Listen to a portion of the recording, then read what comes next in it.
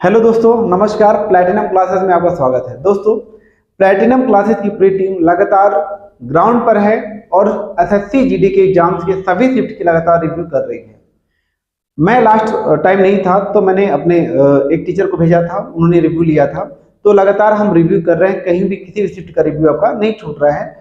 हम ताकि आपको अच्छे से अच्छा और लेटेस्ट अपडेट दे पाएँ कि एग्जाम के बारे में, कि एग्जाम का लगातार पैटर्न में क्या बदलाव हो रहा है और वर्तमान में कैसे पैटर्न के क्वेश्चन आ रहे हैं। उसी आधार पे मैं कुछ क्वेश्चन आपको बताना चाहता हूं। जिन भी दोस्तों का एग्जाम अभी बचा है वो इस तरह के क्वेश्चन को जरूर देख के जाए, ये बहुत ही इंपॉर्टेंट है। क्योंकि हमने लगातार समीक्षा किया है, रिव्यू लिया है, तो हमें ये पता चल रहा है कि सीआई एक ऐसा चैप्टर है जिससे लगातार क्वेश्चन आ रहे हैं और कुछ कैलकुलेटिव डेटा भी हैं जिसमें बच्चों को दिक्कतें हो रही हैं। तो आपको आज ऐसे क्वेश्चन पे प्रैक्टिस कराएंगे हम, ताकि आपके 3 क्वेश्चन तो कंफर्म हो जाए कि ये क्वेश्चन आप कर पाए। ठीक है, आइए हम पहला क्वेश्चन देखते हैं। और ये सभी क्वेश्चन जो है वो सीआई पे बेस्ड है, मतलब कंपाउंड इंटरेस्ट पे या चक्रवृद्धि ब्याज पर। एसआई का पूरा वीडियो मैंने डाला है, उसको आप अच्छे से देख सकते हैं। आज मैं इंपॉर्टेंट क्वेश्चन कराऊंगा सीआई का, कि हम क्वेश्चन कैसे किए जा सकते हैं। देखो, यहाँ पे जो क्वेश्चन है वो है 10% चक्रवृद्धि ब्याज की दर से 3 वर्षों के बाद प्राप्त राशि 1,19,790 रुपए है, तो मूलधन क्या होगा या क्या है। लगातार ऐसे क्वेश्चन आए हैं, लगातार डेटा बड़े दिए जा रहे हैं, कैलकुलेशन में थोड़ी सी दिक्कतें हो सकती हैं, लेकिन क्वेश्चन का पैटर्न इजी है। मैंने यहाँ इंग्लिश में लिख दिया है ताकि अगर आपको इंग्लिश मीडियम का बच्चा है तो वे समझ लें कि प्रिंसिपल मूलधन है, अमाउंट मिश्रधन है, आर को रेट ऑफ इंटरेस्ट बोलते हैं, ब्याज की दर है, और सीआई कंपाउंड इंटरेस्ट है। इन्हीं 4-5 चीजों पे हमारा ये चैप्टर चलता है। हमको बेसिकली प्रैक्टिस कराना है कि इस तरह के क्वेश्चन आप जरूर देख के जाए। तो हमारा जो पहला क्वेश्चन है, इस क्वेश्चन को करने के लिए सबसे जो सिंपल तरीका है, भाई इसको जो रेट दिया है ना 10%, जो आपको दिया है रेट 10%, उसको ब्रेक कर लो। आप इसको ब्रेक कर सकते हैं 1/10 के फॉर्म में। अब नीचे वाली वैल्यू है प्रिंसिपल और ऊपर हो गया आपका सीआई 1 साल का, लेकिन ये 3 साल की बात कर रहा है। तो आप ऐसे लिखो कि प्रिंसिपल ये है और ये है अमाउंट, मतलब ये मूलधन है और ये मिश्रधन है। अच्छा, मूलधन और मिश्रधन में ये समझिए कि मूलधन वह राशि है जो हमारे पास होती है और मिश्रधन वह राशि है जिस पर हमें ब्याज मिलके लग के हमारा मूलधन जो हमारे पास राशि है और जो ब्याज लगा मिला है वो जुड़ जाता है, तो वो बन जाता है मिश्रधन, उसी को हम अमाउंट बोलते हैं। तो प्रिंसिपल हमारे पास कुछ था, कुछ रेट लगा और उस पे रेट मिलके हमारा प्रिंसिपल और सीआई इंक्लूड हो क्या बन गया, अमाउंट बन गया।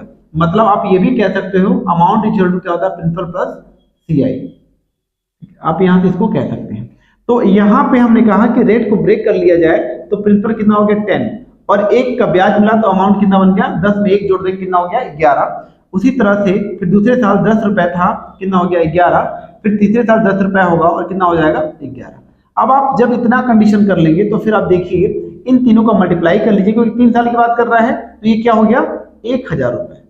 हमारा मूलधन है 1000 और हमारा जो मिश्रधन है अमाउंट है वो कितना है 1331।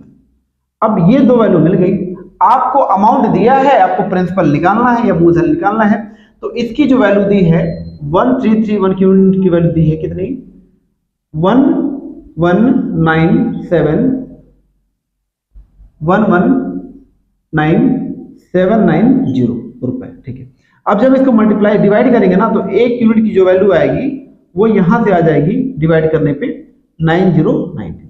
ठीक है, 1 यूनिट की वैल्यू आ गई 90 रुपए। जब डिवाइड करेंगे तो आपको जब लेंथी क्वेश्चन हो तो उसको लास्ट डिजिट को देखा जाता है कैसे डिवाइड होगा। जैसे यहाँ पे 1 और यहाँ पे 9 है, तो एक बार 9 से ट्राई करिए कि क्या 9 बार में पूरा कंप्लीट हो जा रहा है, तो हो सकता है मैक्सिमम क्वेश्चन ऐसे होते डिवाइड हो जाएंगे। तो यहाँ पे कितना बचा 90। अगर 1 यूनिट की वैल्यू है 90 और हमें चाहिए प्रिंसिपल कितना है 1000।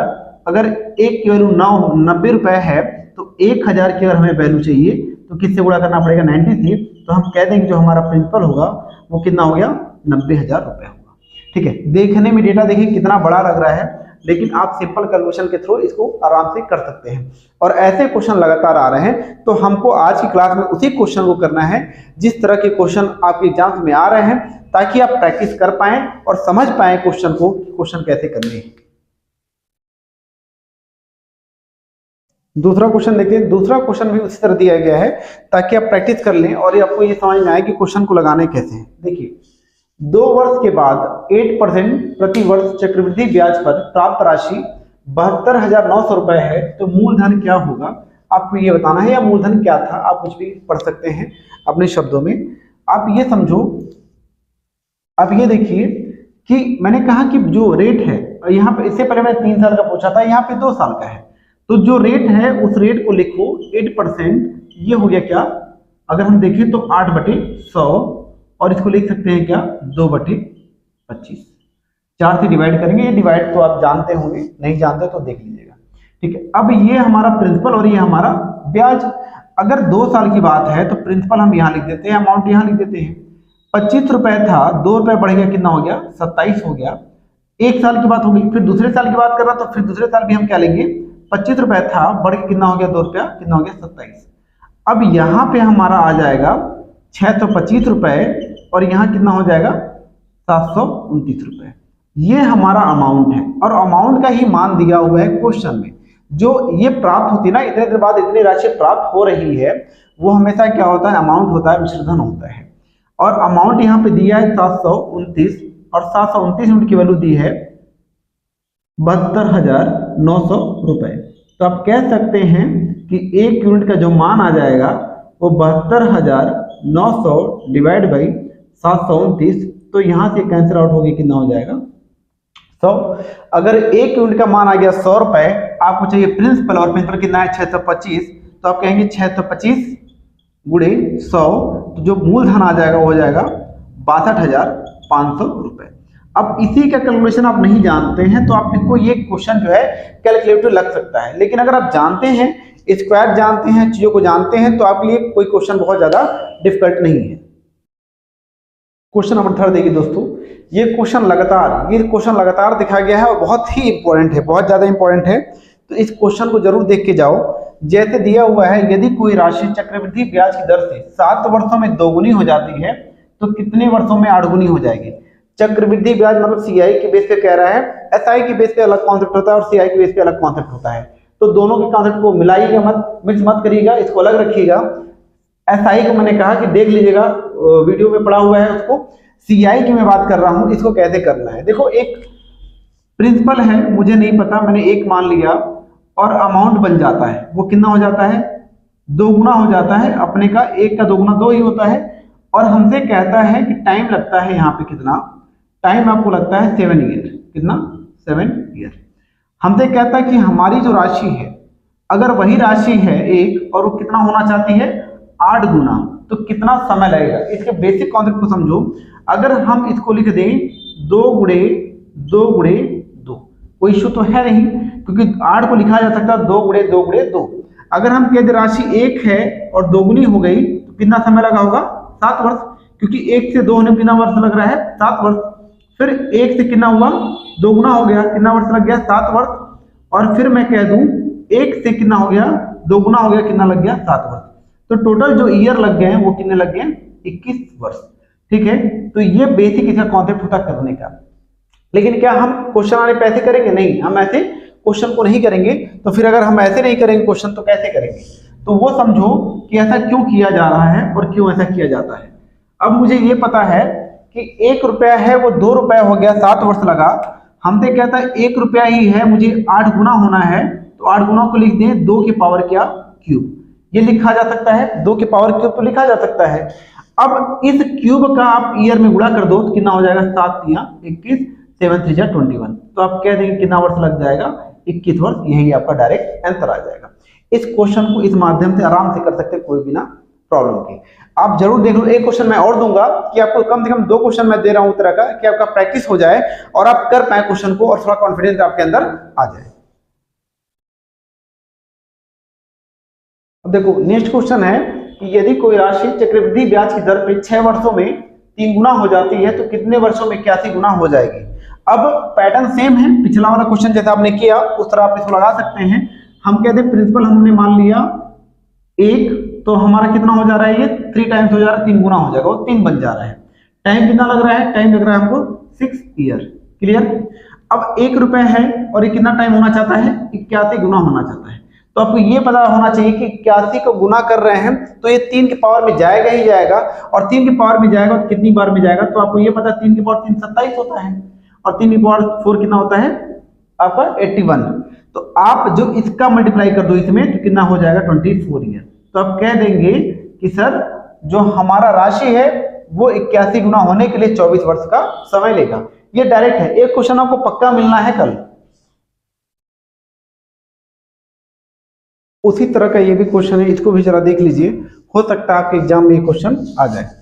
और अगर आ जाए तो आपको छोड़ना नहीं है कि इस तरह के भी क्वेश्चन लगातार एग्जाम में आ रहे हैं। देखो क्या है क्वेश्चन, 2000 रुपए की राशि चक्रवृद्धि ब्याज की दर से 2 वर्षों में 4000 हो जाती है, तो यह कितने वर्षों में 8000 रुपए हो जाएगी। यही राशि जो राशि है पहले वो कितनी हो जाएगी। अब जब भी ऐसा पैटर्न आएगा उसका एक कॉमन पैटर्न होगा। देखो प्रिंसिपल है कितना 2000 रुपए है, अमाउंट कितना हो गया 4000 हुआ, कितना बढ़ा 2000 बढ़ा मतलब 2 गुना हो गया, और कितना ईयर लगा 2 ईयर लगा। ठीक है, तो ये भी अपने का कितना हो रहा है डबल हो रहा है, तो कितना हो गया 8000 रुपए हो गया। और यहाँ भी कितना समय लगेगा 2 वर्ष लगेगा। क्यों? क्योंकि जिस रेशियो में ये बढ़ के यहाँ पे आता उसी रेशियो में ये बढ़ के यहाँ पे जाएगा। तो अगर यहाँ से यहाँ तक होने में 2000 होने में 2 वर्ष लगे हैं, उसी हिसाब से ये भी बढ़ेगा, 2 गुना होगा तो 2 वर्ष लगेगा। तो जो टोटल ईयर लगेंगे वो हो जाएंगे, आप कह दोगे 2 + 2, तो आप कह देंगे 4 ईयर। तो पूरा जो साल लगेगा कितना लग जाएगा 4 वर्ष। ये सिंपल है, छोटा क्वेश्चन है, इसलिए दिया गया है ताकि आपको आए क्वेश्चन तो आपसे क्वेश्चन ना छूट पाए। इस क्वेश्चन को आप देखो, दिया किसी निश्चित धनराशि पर 10% वार्षिक ब्याज की दर से 2 वर्षों का चक्रवृद्धि ब्याज 420 रुपए है, तो उसी राशि पर समान दर से समान अवधि के लिए साधारण ब्याज क्या होगा। लगातार क्वेश्चन पूछे जा रहे हैं भाई, किसी भी बच्चे से पूछ लो कि इस तरह क्वेश्चन जा रहे हैं, आप फीडबैक देखते ही होंगे, आपको पता चल जाएगा। आप यहाँ देखो, जब भी ऐसे क्वेश्चन आए रेट को ब्रेक कर लो, रेट है 10%, ये कितना हो गया 1/10। अब देखो 2 ईयर की बात कर रहा है, तो 10 का स्क्वायर कर दो और प्रिंसिपल कितना हो जाएगा 100। 10 का क्या कर देना है स्क्वायर, प्रिंसिपल कितना हो जाएगा 100। जो ये प्रिंसिपल 10 माना है 2 वर्ष के लिए कितना हो जाएगा 100 हो जाएगा। अच्छा 10 रेट पे हमको जो इसमें 2 पार्ट में डिवाइड कर लेते हैं, ये पहला ईयर हो जाता है और ये दूसरा ईयर हो जाता है। ये पहला ईयर और ये सेकेंड ईयर, दूसरा ईयर। ठीक है, रेट अब कितना हो गया 1/10। तो अब ये आप जानते हैं कि 100 का 1/10 कितना होता है 10 रुपए हो जाएंगे, और यहाँ भी 100 पे 1/10 का रेट लगेगा कितना हो जाएगा 10। और ये जो ब्याज चक्रवृद्धि ब्याज में क्या होता है कि ब्याज के ऊपर ब्याज लगता है, तो ये 10 रुपए जाएगा दूसरे साल में, तो इस पे भी 1/10 का ब्याज लगेगा कितना हो जाएगा 1 रुपए। अब ये पूरा जो होता है, ये जो पूरा होता है दोस्तों, ये होता है पूरा CI, ये पूरा होता है CI, और ऊपर वाला पोर्शन क्या होता है यहाँ से यहाँ तक SI। तो आप ये कह सकते हैं यहाँ से कि जो हमारा CI है चक्रवृद्धि ब्याज है 10, 10, 20 और 21 यूनिट है, और इसका मान दिया हुआ है कितना 420 रुपए। तो आप कह दोगे कि 1 यूनिट का जो मान आ जाएगा वो आ जाएगा 420/21, और यहाँ से हो जाएगा ये 20 रुपए। अगर यहाँ से 1 यूनिट का मान आ गया 20 रुपए, और हमें ये पता है कि ऊपर वाली वैल्यू क्या है SI है, SI कितना है 10 रुपए यहाँ मिला, 10 रुपए यहाँ मिला है, तो कितना हो जाएगा 20 यूनिट, और 20 यूनिट की वैल्यू कितनी हो जाएगी 20 से गुणा कर दो, कह दोगे कितना 400 रुपए। तो आप इजी मेथड से यूज करके इस क्वेश्चन को लगा सकते हैं, लगातार आएगा। 3 ईयर करेगा तो 3 ईयर के हिसाब से चलना पड़ेगा, पैटर्न एक ही है, आप उसको फॉलो कर सकते हैं और लगा सकते हैं, आपको कोई प्रॉब्लम नहीं होगी।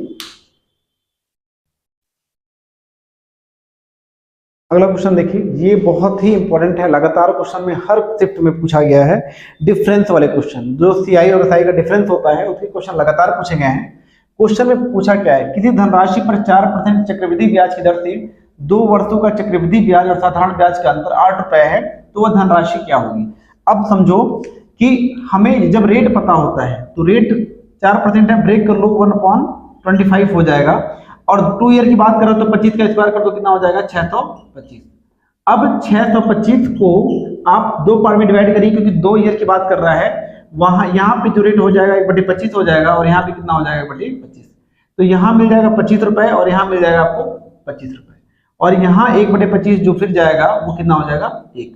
तो आपको ये पता है कि ये पूरा क्या होता है CI होता है, ऊपर वाला पोर्शन क्या होता है, ऊपर वाला जो पोर्शन होता है SI होता है। जैसे ये वाला पोर्शन क्या होता है SI, और ये पूरे पोर्शन को अगर हम काउंट कर लेते हैं तो ये क्या होता है CI।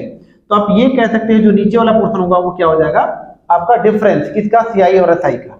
तो हम कह सकते हैं CI और SI का जो डिफरेंस दिख रहा है वो कितना है 1 यूनिट, और 1 यूनिट की वैल्यू किसके बराबर है 8 रुपए के बराबर है। हमें क्या चाहिए, प्रिंसिपल, और प्रिंसिपल हमारा कितना है यहाँ पे 6 तो 25 यूनिट, तो 6 तो 25 में किससे मल्टीप्लाई कर दो 8 से, 8 पचे 40, 8 दूना 16 4 20 और 8 6 के 48 और एक कितना हो जाएगा 5000 रुपए। तो अब कह देंगे प्रिंसिपल कितना हो जाएगा हमारा 5000 रुपए। तो क्वेश्चन को ऐसे ही करना है दोस्तों, बहुत दिक्कत नहीं है। अच्छा 3 ईयर का भी पूछेगा तो कैसे करना वो भी मैं बता रहा हूँ। एक चीज और है, फॉर्मूला भी अप्लाई कर सकते हैं इसमें। फॉर्मूला होता है सम बराबर से डिफरेंस ब्रैकेट में 100/r का होल स्क्वायर।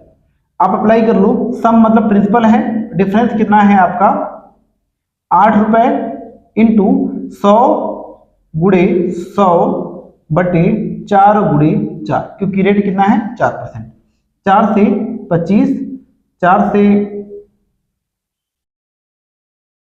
यहाँ पे 25 हो गया और 4 दूना 8, 25 दूना 50, कितना हो जाएगा 5000 रुपए। तो आप डायरेक्ट फॉर्मूला भी लगा सकते हैं, कौन सा, ये वाला। 2 ईयर के लिए फॉर्मूला आप अप्लाई करिए, कोई दिक्कत नहीं है, बहुत ही अच्छा होगा। 2 साल के लिए आप फॉर्मूला लगा सकते हैं। सम बराबर से डिफरेंस ब्रैकेट में 100/r के पावर होल स्क्वायर। आप 2 साल के लिए आए तो फॉर्मूला अप्लाई कर लीजिए, कोई इशू नहीं है। 3rd ईयर के लिए फॉर्मूला अप्लाई भी कर सकते हैं और नहीं भी अप्लाई कर सकते हैं। एक क्वेश्चन 3rd ईयर का देख सकते हैं।